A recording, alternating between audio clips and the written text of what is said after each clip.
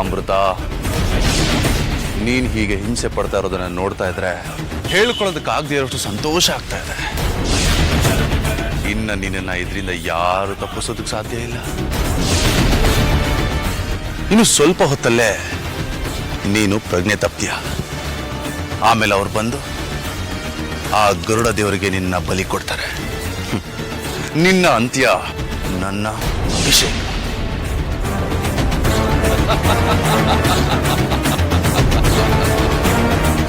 ನಾಗಿಣಿ, ಆದ್ರೆ ಒಂದೇ ಒಂದು ಬೇಜಾರು ನನಗೆ. ನಾನು ನಿನ್ನನ್ನು ನನ್ನ ಕೈಯಾರೆ ಮುಗಿಸ್ಬೇಕು ಅಂತ ಅನ್ಕೊಂಡಿದ್ದೆ, ಆದ್ರೆ ಅದು ಆಗ್ತಾ ಇಲ್ಲ. ಯಾರು ನಿನ್ನನ್ನು ಕೊಂದ್ರೋ ಹೆಂಗೋ ನೀನು ಈ ಲೋಕದಿಂದ ಹೋಗ್ತಾ ಇದೆಯಲ್ಲ, ಅದೇ ನನಗೆ ಸಂತೋಷ. ಯಾಕೆ ಅಂದ್ರೆ ನಾಗಮಣಿ ಹಿಂದೆ ಯಾರು ಬೀಳೋದಿಲ್ಲ. ಈ ನಾಗಮಣಿಗೆ ಅಧಿಪತಿ ನಾನೇ. ನಮ್ಮನೆಯೆಲ್ಲ ನೀಲಿ ಬಣ್ಣ ತಿರುಗಿದೆ ಅಂದ್ರೆ ನಮ್ಮನೆಯಲ್ಲಿರೋದು ಹಾವುಗಳೇ. ಪೂಜೆ ಹೋಮ ಎಲ್ಲ ನಿಂತು ನನಗೆ ಕೆಟ್ಟ ಹೆಸರು ಬರೋಕ್ಕೆ, ನಮ್ಮ ವಿಷ್ಣುಪುರಕ್ಕೆ ಕೆಟ್ಟದಾಗೋದಕ್ಕೆ ಈ ಹಾವುಗಳೇ ಕಾರಣ. ಇವುಗಳನ್ನು ನನ್ನ ಕೈಯಾರೆ ಮುಗಿಸಿದ್ರೆ ಮಾತ್ರ ನನಗೆ ಸಮಾಧಾನ. ಕೈ ಬಿಡಿ. ಇಲ್ಲ, ನಾನು ಬಿಡೋದಿಲ್ಲ. ಏನಾಗಿದೆ ನಿಮಗೆ? ಮುಂದೆ ಯಾವ ಅನಾಹುತಗಳು ಅಪಾಯಗಳು ಆಗದೆ ಇರಲಿ ಅಂತ. ಏನು ಅಪಾಯ ಅನ್ನೋದನ್ನ ಬಿಡಿಸೇಳಿ. ನೋಡಿ, ಯಾವ ಕಾರ್ಯವನ್ನು ಯಾರೂ ಕೂಡ ಲಾಭ ಇಲ್ಲದೆ ಮಾಡೋದಿಲ್ಲ. ಅದು ನಿಮಗೆ ಗೊತ್ತಾ? ಇಡೀ ಪ್ರಪಂಚ ಇರೋದೇ ಹಾಗೆ. ಹಾಗೆ ಆ ವ್ಯಕ್ತಿಗೆ ನಿಮ್ಮನೇಲಿರೋ ನಾಗಗಳು ಸತ್ರೆ ಯಾವುದೋ ದೊಡ್ಡ ಲಾಭ ಇರಬಹುದಲ್ವಾ? ಅವನು ಹೇಳ್ದ ಅಂತ ಕುರುಡಾಗಿ ನಂಬಿದ್ರೆ ನಷ್ಟ ಆಗೋದು ನಮಗೆ, ಅವನಿಗಲ್ಲ. ಸರಿ, ಈಗೇನ್ ಮಾಡ್ಬೇಕು ಅದನ್ನ ಹೇಳಿ. ನಾವು ಮಾಡಬೇಕು ಅನ್ಕೊಂಡಿರೋ ಬಲಿ ಪೂಜೆಗೆ ಈ ನಾಗಗಳು ತುಂಬಾ ಮುಖ್ಯ. ನಾನು ಹೇಳ್ತಿರು ತಾನೆ. ಆದರೆ ನಾವು ಬಲಿ ಕೊಡೋ ನಾಗಗಳು ಬಲಿಷ್ಠವಾಗಿದ್ರೆ ಸಾಲದು, ಶಕ್ತಿಯುತವಾಗಿರ್ಬೇಕು. ಶಕ್ತಿಹೀನವಾದ ನಾಗಗಳನ್ನ ಬಲಿ ಕೊಟ್ರೆ ನಮ್ಮ ಪೂಜೆ ಫಲಿಸೋದಿಲ್ಲ. ನಾವು ಅಂದುಕೊಂಡಿರೋ ಫಲಾನೂ ನಮಗ್ ದಕ್ಕೋಲ್ಲ. ಹಾಗೆ ಆ ಗರುಡ ದೇವರು ಕೂಡ ನಮ್ಮ ಮೇಲೆ ಪ್ರಸನ್ನ ಆಗೋದಿಲ್ಲ.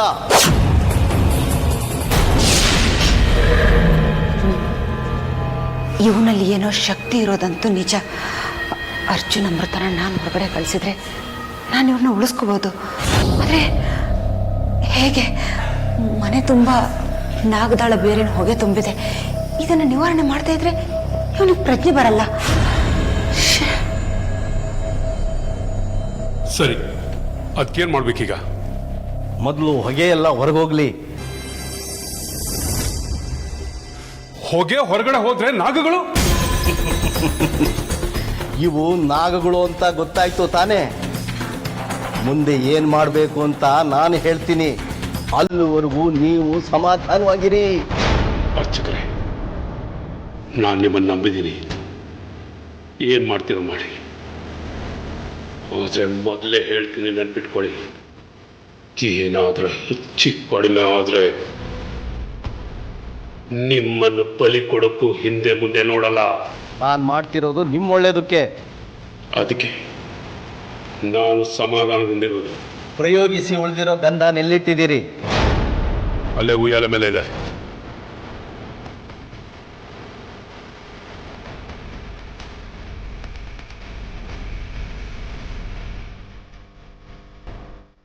ನೋಡಿ, ಈ ಗಂಧನ ಭೂಮಿ ಪಾಲ್ ಮಾಡಿದ್ರೆ ಅದು ತಾನೇ ತಾನಾಗಿ ತನ್ನ ಶಕ್ತಿಯನ್ನು ಕಳ್ಕೊಳ್ಳುತ್ತೆ.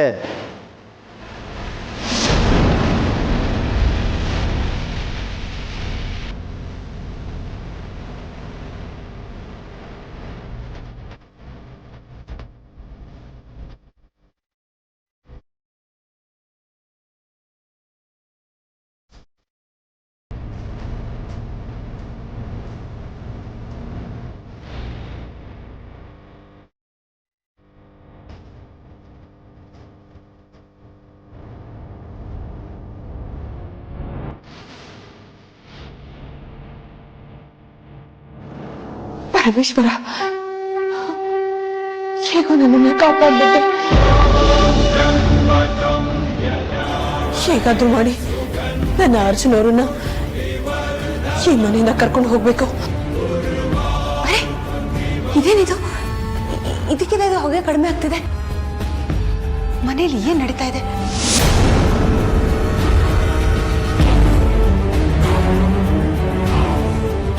ಏನ್ ಮಾಡ್ಲಿ?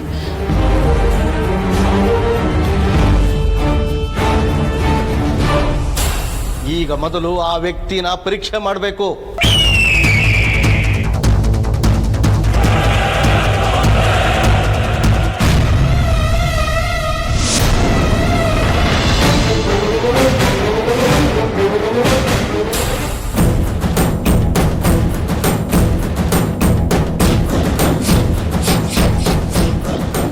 ಈಗ ನನಗದು ಮುಖ್ಯ ಅಲ್ಲ.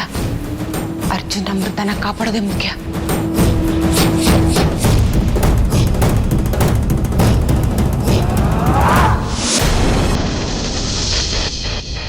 ಇದೇನಿದು? ಮನೆಯಿಂದ ಹೊಗೆ ಹೊರಗೆ ಹೋಗ್ತಾ ಇದೆಯಲ್ಲ, ಇವ್ರು ಏನು ಮಾಡ್ತಾ ಇದ್ದಾರೆ ಅನ್ನೋದೇ ನನಗೆ ಗೊತ್ತಾಗ್ತಾ ಇಲ್ವಲ್ಲ.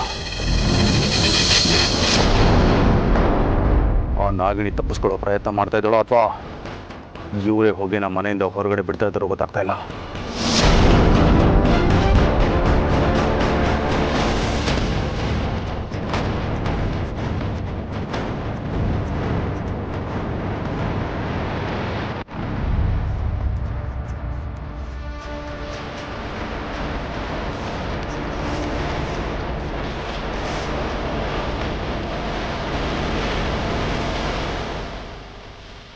ಏನು ಮಾಡ್ತಾ ಇದ್ದೀರಾ? ನಾವೇನ್ ಮಾಡ್ತಾ ಇದ್ದೀವಿ? ನಾನು ಕೊಟ್ಟ ನಾಗದಾಳೆ ಬೇರಿಂದ ಗಂಧ ಮಾಡಿದನ್ನ ಮನೆ ಒಳಗಡೆ ಹಾಕಿ ಅಂತ ಹೇಳಿದ್ದೆ. ಹೊಗೆ ಮೇಲ್ ಹೋಗ್ತಾ ಇದೆ. ಈಗಾದ್ರೆ ನಿಮ್ಮ ಮನೇಲಿರೋ ನಾಗಿಣಿ ತಪ್ಪಿಸ್ಕೊಳ್ತಾಳೆ. ಕ್ಷಮಿಸಿ, ನೀವು ಕೊಟ್ಟ ಮೂಲಿಕೆಯಿಂದ ಯಾವ ಪ್ರಯೋಜನವೂ ಆಗಿಲ್ಲ, ಯಾವ ಪವಾಡನೂ ಘಟಿಸಿಲ್ಲ. ಇಲ್ಲ, ಸುಳ್ಳಿದು. ಸುಳ್ಳು ಹೇಳ್ತಾ ಇದ್ದೀರಾ ನೀವು. ಸುಳ್ಳು ಹೇಳೋದ್ರಿಂದ ನಮ್ಗೆ ಯಾವ ಪ್ರಯೋಜನವೂ ಇಲ್ಲ. ಸೂರ್ಯ ತಾನು ಹುಟ್ಟೋ ದಿಕ್ಕನ್ನ ಬದಲಾಯಿಸ್ತಾನೆ ಅಂದ್ರೆ ನಾನು ನಂಬ್ತೀನಿ. ಆದ್ರೆ ನೀವು ಹೇಳ್ದಾಗೆ ನಾನು ಕೊಟ್ಟಿರೋ ಮೂಲಿಕೆ ತನ್ನ ಪವಾಡ ಮಾಡಿಲ್ಲ ಅಂದ್ರೆ ನಾನು ನಂಬೋದಿಲ್ಲ. ಪವಾಡ ಮಾಡದೆ ಅದು ಹೇಗೆ ಮನೆಯಿಂದ ಹೊರಗಡೆ ಹೋಗಿ ಬರ್ತಾ ಇದೆ?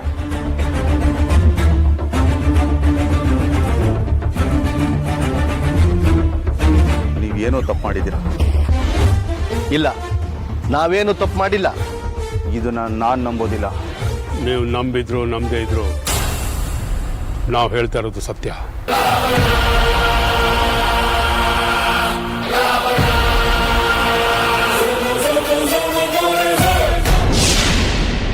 ಏನ್ ಯೋಚನೆ ಮಾಡ್ತಾ ಇದ್ದೀರಾ? ಯಾಕೆ ಹೀಗಾಯ್ತು ಅಂತ ಯೋಚನೆ ಮಾಡ್ತಾ ಇದ್ದೀನಿ. ನೀವು ನಮಗೆ ಸಹಾಯ ಮಾಡಕ್ಕೆ ಬಂದಿದ್ದಕ್ಕೆ ನಾವು ಕೃತಜ್ಞತೆ ಹೇಳ್ತೀವಿ. ಆದರೆ ಏನು?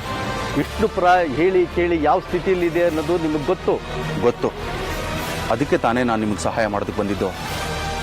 ಒಂದು ವಿಷಯ ಕೇಳ್ತೀನಿ, ನೇರವಾಗಿ ಹೇಳಬೇಕು.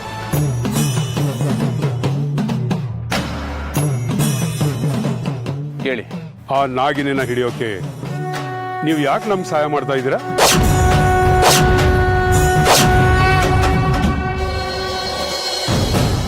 ನಿಮ್ಮನ್ನೇ ಕೇಳ್ತಾ ಇರೋದು. ಒಂದೊಂದು ಕೆಲಸದ ಹಿಂದೆ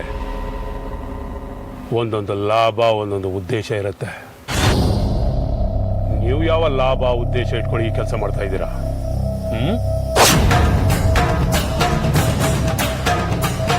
ನನಗೆ ಯಾವ ಉದ್ದೇಶನೂ ಇಲ್ಲ, ಲಾಭನೂ ಇಲ್ಲ. ನಿಮಗೆ ನಿಮ್ಮ ಊರಿಗೆ ಒಳ್ಳೇದಾಗಬೇಕು ಅನ್ನೋದೇ ನನ್ನ ಉದ್ದೇಶ. ನಾನು ಇದನ್ನು ನಂಬಲ್ಲ.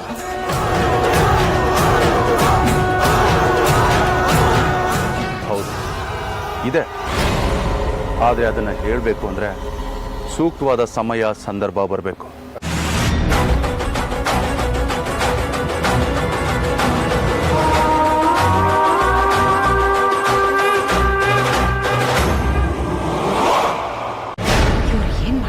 ಗೊತ್ತಾಗ್ತಾ ಇಲ್ಲ.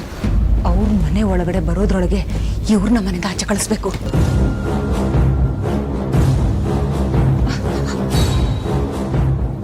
ನೋಡು, ನಮ್ಮ ಅಣ್ಣ ಅರ್ಚಕ ಮನೆಯಲ್ಲಿಲ್ಲ. ನೀವು ಇಲ್ಲಿಂದ ತಪ್ಪಿಸ್ಕೊಳ್ಳೋದಕ್ಕೆ ಇದಕ್ಕಿಂತ ಒಳ್ಳೆ ಸಮಯ ನಿಮ್ಮಿಬ್ಬರಿಗೂ ಸಿಗಲ್ಲ. ಮೊದಲು ಇಲ್ಲಿಂದ ತಪ್ಪಿಸ್ಕೊಳ್ಳಿ. ನಿಮ್ಮ ಉಪಕಾರನ ನಾನು ಯಾವತ್ತೂ ಮರೆಯಲ್ಲ. ಆದರೆ ನಿನ್ನಿಂದ ನಂಗೊಂದು ಪ್ರತಿ ಉಪಕಾರ ಆಗಬೇಕು. ಅದೇನು ಪ್ರತಿ ಉಪಕಾರ ಬೇಕು ಹೇಳಿ, ನಾನು ಮಾಡ್ತೀನಿ. ಅದನ್ನು ನಾನು ಈಗ ಹೇಳೋದಿಲ್ಲ. ಮೊದಲು ನೀವಿಬ್ಬರು ಇಲ್ಲಿಂದ ತಪ್ಪಿಸ್ಕೊಳ್ಳಿ. ಸಮಯ ಬಂದಾಗ ಅದೇನು ಅಂತ ನಾನೇ ಹೇಳ್ತೀನಿ. ಬಾ ನನ್ನ ಜೊತೆ.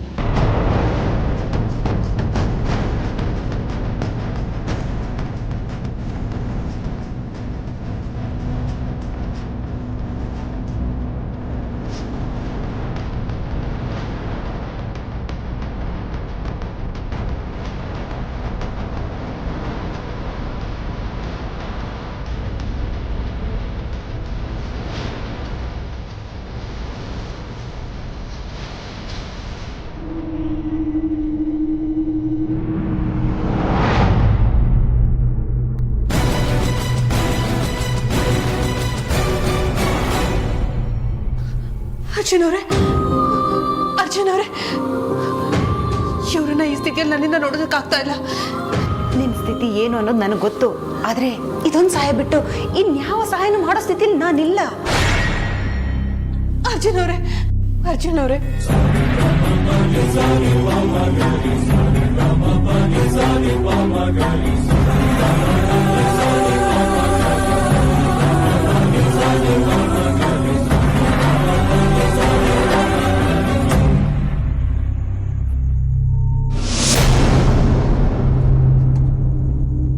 ಅವರು ಹೊಗೆ ಹಾಕಿದ್ರು.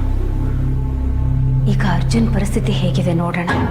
ಅರ್ಜುನ್ ಅವರೇ, ಹೇಗಿದ್ದೀರಾ ನೀವು?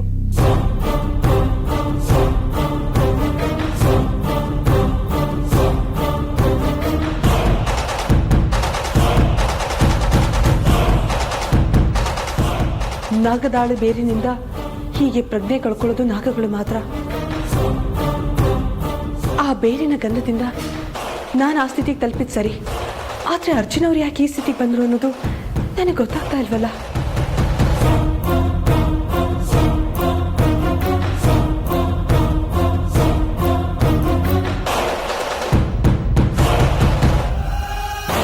ಅಮೃತ, ನಮ್ಮ ಅತ್ತಿಗೆ ಬರ್ತಿದ್ದಾರೆ ಅನ್ಸುತ್ತೆ. ನೀನು ಅವ್ರ ಕಣ್ಣಿಗೆ ಕಾಣಿಸಿದ್ರೆ ಕೆಲಸ ಎಲ್ಲ ಕೆಟ್ಟೋಗುತ್ತೆ. ಬೇಗ ಎಲ್ಲಾದರೂ ಬಚ್ಚಿಟ್ಕೋ. ಹೋಗು.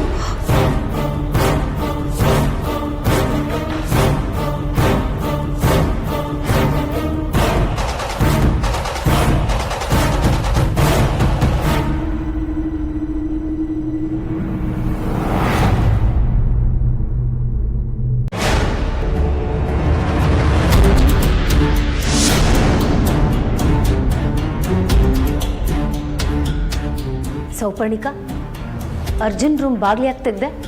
ಅದು ಅದು ನೀನು ಮಾತಾಡ್ತಾ ಇರೋದು ನೋಡ್ತಾ ಇದ್ರೆ ನನ್ನಿಂದ ಏನೋ ಮುಚ್ಚಿಡ್ತಿದ್ಯಾ ಅನ್ನಿಸ್ತಿದೆ. ನಾನೇನು ಮುಚ್ಚಿಡ್ಲಿ ಅತ್ತಿಗೆ? ಅದನ್ನ ನೀನೇ ಹೇಳಬೇಕು. ಅತ್ತಿಗೆ, ನಮ್ಮ ವಿಷ್ಣುಪುರದಲ್ಲಿ ಪೂಜೆ ನಿಲ್ಲೋದಕ್ಕೆ ಇವನೇ ತಾನೇ ಕಾರಣ. ನಮ್ಮ ಅಣ್ಣನ್ಗೆ ಅವಮಾನ ಆಗೋದಕ್ಕೂ ಇವನೇ ತಾನೇ ಕಾರಣ. ಇಷ್ಟೆಲ್ಲ ಆದ್ಮೇಲೆ ನಾನು ಇವನನ್ನ ಸುಮ್ಮನೆ ಬಿಡ್ಬೇಕಾ? ಇದಕ್ಕೆ ನನ್ನ ಮನಸ್ಸು ಒಪ್ತಾ ಇಲ್ಲ ಅತ್ತಿಗೆ. ಅದಕ್ಕೆ ಏನ್ ಮಾಡ್ಬೇಕು ಅಂತಿದ್ಯಾ? ಈ ಹುಳುವನ್ನ ಇಲ್ಲೇ ಮುಗಿಸ್ಬೇಕು ಅನ್ಕೊಂಡಿದ್ದೀನಿ. ಅದಕ್ಕೆ ಬಾಗಲ್ ತೆಗೆದು ಒಳಗೆ ಬಂದೆ. ನೀನೇನು ತಲೆ ಕೆಡ್ಸ್ಕೊಬೇಡಮ್ಮ. ಅವನ ಕತೆನ ನಾನು ಮುಗಿಸ್ತೀನಿ. ಅಣ್ಣ, ನೀನ್ ಏನೇ ಹೇಳಿದ್ರು ನಾನು ಕೇಳೋದಿಲ್ಲ. ನಿನಗೆ ಅವಮಾನ ಆಗೋದು ಒಂದೇ, ನನಗೆ ಅವಮಾನ ಆಗೋದು ಒಂದೇ. ನನ್ನ ಕೋಪ ತಣ್ಣಗಾಗೋದು ನನ್ನ ಕೈಯಿಂದ ಇವನು ಸತ್ರೆ ಮಾತ್ರ. ದುಡುಕ್ಬೇಡಮ್ಮ. ಹೇಳಿ ಕೇಳಿ ಇವನು ನಾಗ. ಈ ಪ್ರಯತ್ನದಲ್ಲಿ ಇವನಿಂದ ನಿನ್ಗೇನಾದ್ರೂ ಆದರೆ ತಡ್ಕೊಳ್ಳೋ ಶಕ್ತಿ ನನಗಿಲ್ಲ.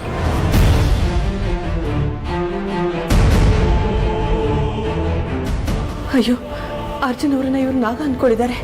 ಹಾಗಂದ್ಕೊಂಡು ಇವ್ರಿಗೇನಾದ್ರೂ ಅಪಾಯ ಮಾಡಿಬಿಟ್ರೆ?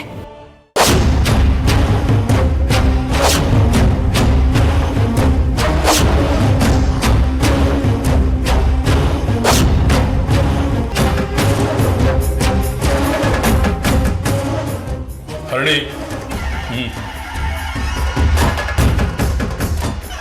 ಸೌಪರ್ಣಿಕ, ನೀನು ಕೂಡ ಹೊರಡ.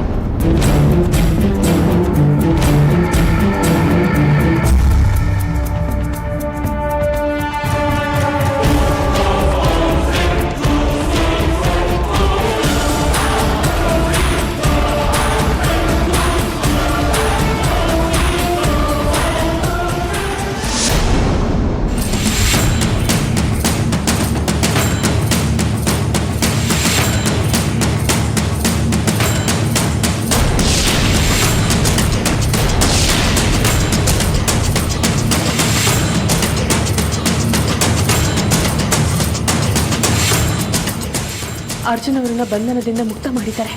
ಅವರನ್ನ ಇಲ್ಲಿಂದ ಕರ್ಕೊಂಡು ಹೋಗೋದಕ್ಕೆ ಸುಲಭ ಆಯಿತು. ನೋಡು, ನಮ್ಮ ದೇವಸ್ಥಾನದ ಪೂಜೆ ನಿಂತಿದ್ದು ನಿನ್ನಿಂದಾನೇ ನಮ್ಮ ದೇವಸ್ಥಾನದ ಪೂಜೆ ಮತ್ತೆ ಶುರು ಆಗೋಗಿ ಮಾಡ್ತೀವಿ. ಅಲ್ಲಿವರೆಗೂ ಇಲ್ಲೇ ಬಿದ್ದಿರು.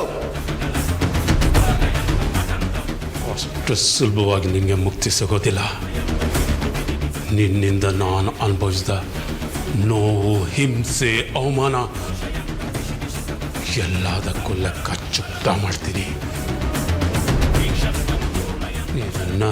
ನರಳಿ ಈ ಲೋಕದಿಂದ ಹೋಗೋದನ್ನು ನಾನು ನನ್ನ ಕಣ್ಣಾರೆ ನೋಡಿ ಆನಂದ ಪಡಬೇಕು. ಅಲ್ಲಿ ತನಕ ನೀನು ಆನಂದವಾಗಿರು, ಪ್ರಶಾಂತವಾಗಿರು.